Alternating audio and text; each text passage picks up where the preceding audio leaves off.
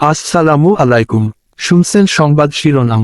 ব্রাহ্মণবাড়িয়ায় সড়ক অবরোধ করেছে বৈষম্যবিরোধী ছাত্র আন্দোলনের শিক্ষার্থীরা। এখন শুনবেন বিস্তারিত।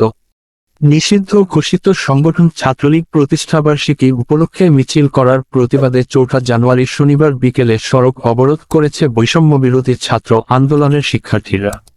বিকেল 4:30 থেকে 5:05 পর্যন্ত জেলা প্রশাসক কার্যালয়ের সামনে কুমিল্লা সিলেট মহাসড়কে অবরোধের সৃষ্টি করা হয়।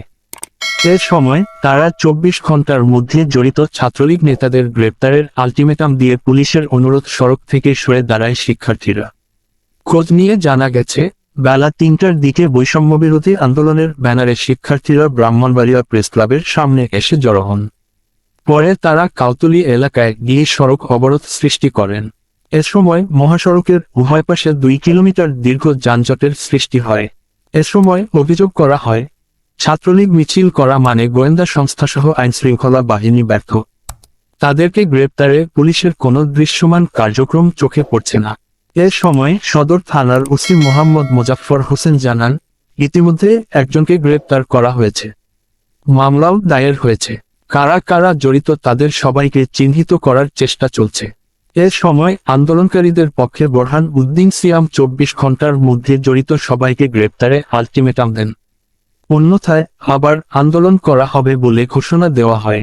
এদিকে নিষিদ্ধ সংগঠন বাংলাদেশ ছাত্রলীগের প্রতিষ্ঠাবার্ষিকী উপলক্ষে শুক্রবার রাতে ব্রাহ্মণবাড়িয়ায় ঝটিকা মিছিল করেছে ছাত্রলীগের নেতাকর্মীরা। জেলা ছাত্রলীগের ব্যানারে পৌর এলাকার ফুলবাড়িয়ায় মিছিলটি বের হয়ে পৈরতলা অভিমুখে যায়। পরে সেখানের সড়কের পাশে রাখা মোটর সাইকেলে কেক রেখে প্রতিষ্ঠাবার্ষিকী উদযাপন করা হয়।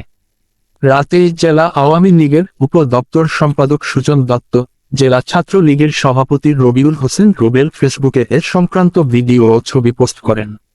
এতে দেখা যায়, মিছিলকারীরা ছাত্রলীগের প্রতিষ্ঠাবার্ষিকীর উপলক্ষে শুভেচ্ছা স্লোগান দেওয়ার পাশাপাশি শেখ হাসিনা আবারও ফিরবে এবং সাবেক গণপূর্তমন্ত্রী ও সাবেক সাংসদ আম উবাইদুল মুক্তাদির চৌধুরীর মুক্তির পক্ষে স্লোগান দেয়।